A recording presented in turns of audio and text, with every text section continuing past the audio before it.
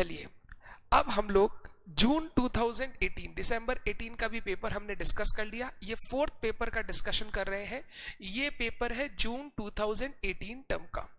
Start करें cost का discussion. चलिए ये आ गया आपका कॉस्टिंग का पार्ट, सेक्शन बी, 12 मार्क का मल्टीपल चॉइस क्वेश्चन। स्टार्ट करते हैं। The works cost plus administrative expenses, works cost plus office administrative expenses is known as cost of production. Very good. Answer B, cost of production. Prime cost may be correctly termed as, prime cost किसको बोलते हैं? Sum total of all direct costs, direct material, direct wages and direct expenses. The sum of direct material and labor cost with all other costs excluded. नहीं, the total of all cost item which can be directly charged to production. Yes, correct. B. Next, the main purpose of cost accounting, management को information देना for decision making, providing information to management for decision making. Opportunity cost is the best example of relevant cost. Which method of costing is used for determination of cost for printing industry? Printing industry में job wise काम आता है, अलग अलग काम आता है, हर काम के हिसाब से costing देते हैं और उसके हिसाब से प्राइस फिक्स होता है, तो job costing. Variable costs are fixed, variable costs are fixed per unit, unit basis पे fix रहता है. Prime cost plus factory overhead, prime cost plus factory overhead is known as factory cost. Which of the following item is excluded from cost account? Exclude कर देते हैं, income tax exclude करते हैं, interest on debenture exclude करते हैं, cash discount भी exclude करते हैं. Advertisement expense are treated as advertisement, selling overhead, selling overhead. Interest on own capital, notional cost. अगर तुम मेरे साथ चार पेपर कर चुके हो, देखा होगा ये हर पेपर में कॉमन क्वेश्चन आ रहा है, तो ये तो भले ही याद कर लो, चारों पेपर में था, आप चेक कर लेना. Next, from the following information find out purchases. Purchases calculate करना है. When raw material consumed is इतना, closing stock is इतना, opening stock is इतना. एकदम basic. Raw material consumed equal to opening plus purchase of raw material minus closing stock of raw material. तीन चीज दिया हुआ है, तो purchase is equal to raw material consumed plus closing, ये इधर आ जाएगा, minus opening, माइनस ओपनिंग. आप ओपनिंग कितना था? 3000 था, माइनस ओपनिंग 3000, तो 26,500 प्लस 1,500 इज 28,000. आगे चलते हैं.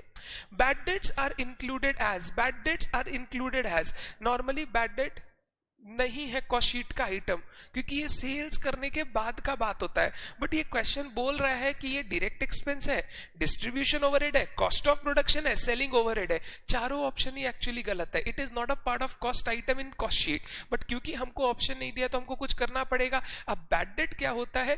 गुड्स बेचा पर पैसा नहीं आया, तो मेरे को इसको सेलिंग ओवरहेड में डालना पड़ेगा, मेरे पास कोई ऑप्शन नहीं है, बट ये गलत है, मैं वापस बोल रहा हूं.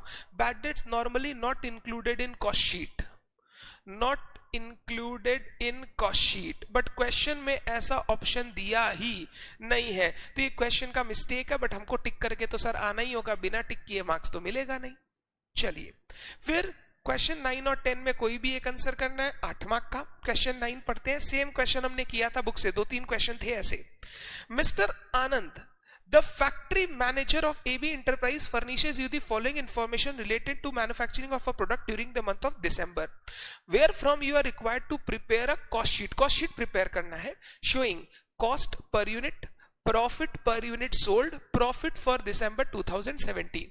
हमको पर यूनिट कॉस्ट देना है, प्रॉफिट पर यूनिट देना है और प्रॉफिट पूरा टोटल देना है.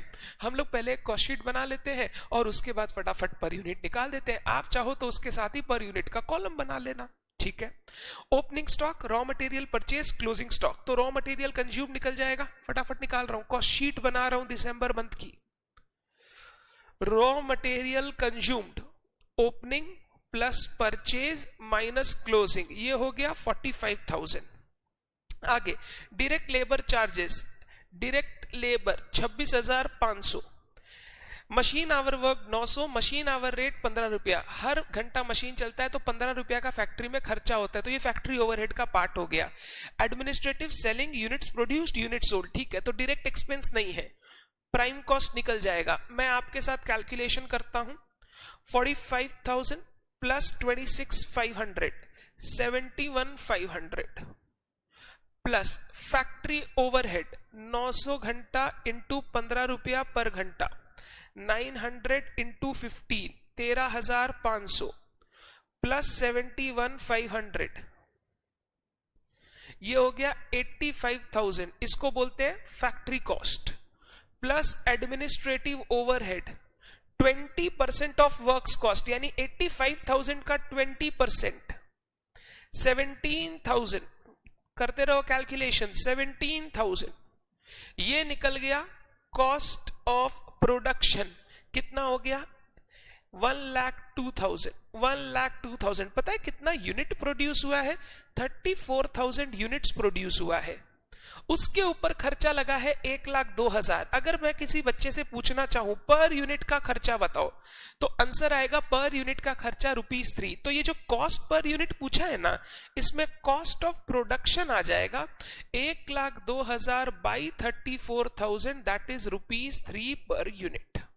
ये कॉस्ट ऑफ प्रोडक्शन है, कॉस्ट ऑफ सेल्स भी निकाल दूंगा, तुम दोनों बता देना, प्रोडक्शन का कॉस्ट ये और बेचने के बाद टोटल कॉस्ट ये। आगे चलता हूं, इसके बाद यूनिट प्रोड्यूस किया था 34,000, यूनिट बेचा 32,000, मतलब 2,000 यूनिट अभी भी स्टॉक में है, तो यहां से लेस करता हूं closing stock, 2,000 unit into cost, कितना रुपया निकला 3 रुपया, 6,000, 2,000 यूनिट इनटू कॉस्ट 3 रुपया, तो कितना हो गया 6,000, ये हो गया 1,08,000, इसको बोलते हैं cost of goods sold, plus selling distribution expenses, selling distribution के लिए क्या बोला 0.6 पर यूनिट। अब ये सेलिंग का खर्चा जो 0.6 बोला, ये किस पे लगेगा, 34,000 पे कि 32,000 पे, सर जितना बेचे हो उस पर, 32,000 इंटू 0.6, ये हो गया 19,200, तो कॉस्ट ऑफ सेल्स 1,27,200। अगर मैं यूनिट सेल्ड बोलूं, कितना यूनिट सोल्ड, बता यूनिट सोल्ड 32,000 यूनिट्स। अब मेरे को कॉस्ट ऑफ सेल्स बता पाओगे per unit, cost of sales 1,27,200 divided by 32,000 unit, 1,27,200 divided by 32,000 unit.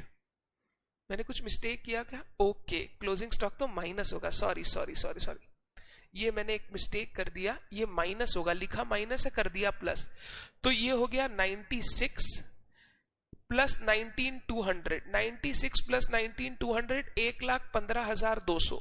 Please आप चेंज कर लेना इसको, 1,15,200। सर आपको कैसे लगा कि आपका मिस्टेक हो रहा है, सर हम लोग तो करते जाते हैं, मिस्टेक होता है नहीं होता है पता ही नहीं चलता है। देखो 3 रुपया कॉस्ट ऑफ प्रोडक्शन था, 0.6 सेलिंग का खर्चा था, तो 3 रुपया प्रोडक्शन प्लस 0.6 सेलिंग, तो कॉस्ट ऑफ सेल्स होना चाहिए था 3.6।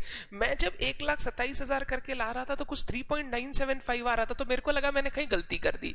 गलती यही थी, क्लोजिंग स्टॉक जो माइनस करना था यहाँ पे, ये जो क्लोजिंग स्टॉक मेरे को यहां माइनस करना था, मैंने गलती से उसको ऐड कर दिया था कंप्यूटेशन में। तो अब आप चेक करो, 1,15,200 divided by 32,000, cost of sales आ गया 3.6। ठीक है, अब मेरे को बताओ नीचे प्रॉफिट एक बार पता नहीं है, कैलकुलेट करूंगा, सेल्स पता है 32,000 5 रुपया करके, 32,000 इंटू 5 1,60,000, 1,60,000 माइनस 1,15,200, मेरा प्रॉफिट आ गया बैलेंसिंग फिगर 44,800। प्रॉफिट आ गया बैलेंसिंग फिगर 44,800। पता है ये कितना होगा, 1.4 रुपीज पर यूनिट। सर ऐसे कैसे, 3.6 बेचने का कॉस्ट ऑफ सेल्स और 5 में बेचा तो 1.4 प्रॉफिट होगा। चेक कर लो, profit per unit equal to 44,800 divided by 32,000 units, 44,800 divided by 32,000 units. Check करो कितना आ रहा है, 1.4। 1.4 कैसे आ गया, 5 रुपया माइनस 3.6 इज 1.4। तो आप चाहो तो वैसे भी कैलकुलेट कर सकते हो, आप चाहो तो ऐसे भी कैलकुलेट कर सकते हो। चेक कर लो एक बार, ये सारा क्वेश्चन था, बेसिक क्वेश्चन था, एकदम किया हुआ क्वेश्चन है, क्लास में करवाया हुआ क्वेश्चन है आपको, सिंपल। एक ही चीज इसमें अच्छा है, बच्चे क्लोजिंग स्टॉक भूल जाते हैं लेना। क्लोजिंग स्टॉक है 34 बनाया 32 बेचा, तो 2,000 यूनिट क्लोजिंग स्टॉक होगा। डन है बात। और 3 रुपया कॉस्ट ऑफ प्रोडक्शन हमने कैलकुलेट कर ही लिया था। तो ये क्वेश्चन दिया हुआ था जो आपको पूछा था कि बताओ क्या क्या होगा। Total profit 44,800, cost per unit production 3, cost of sales 3.6, total 3.6 और profit per unit 1.4।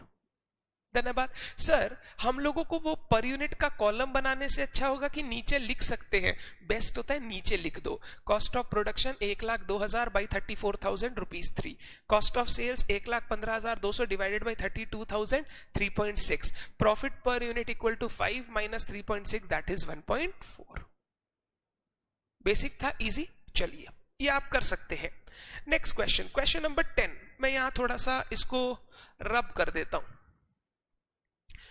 Question number 10. Classify the following expenses items in their respective groups such as production, administrative, selling, distribution, cost excluded from cost accounts। ये question भी आप देखो बहुत बार पूछ रहे हैं, 3 term में पूछ लिया, 4 में। तो ये वाला भी इंस्टीट्यूट का फेवरेट क्वेश्चन। और कुछ नहीं है, कॉस्ट शीट ये है। कॉस्ट शीट को प्रैक्टिकल में नहीं देके आपसे पूछ लिया कौन सा खर्चा किस हेड में जाएगा। चलिए, fuel and power, factory overhead, office salaries, office administration. आप इसको ना प्रोडक्शन लिख सकते हो क्योंकि हमारे क्वेश्चन में प्रोडक्शन पूछा है, तो मैं ये प्रोडक्शन लिख रहा हूं। Office administration. Next, foreman wages. Foreman कौन होता है? जो वर्कर्स को सुपरवाइज करता है फैक्ट्री में, तो ये प्रोडक्शन का खर्चा। ड्राइंग ऑफिस, फैक्ट्री का पार्ट, प्रोडक्शन का खर्चा। डेप्रिसिएशन ऑफ प्लांट, प्रोडक्शन का खर्चा, फैक्ट्री ओवरहेड है। Donation excluded from cost sheet, excluded from cost sheet नहीं आता है वहां पे। Hospital dispensary expenses of worker, ये वर्कर को हम सुविधाएं प्रोवाइड कर रहे हैं।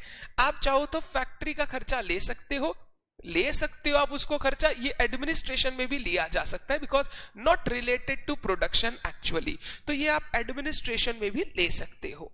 Bank charges administration.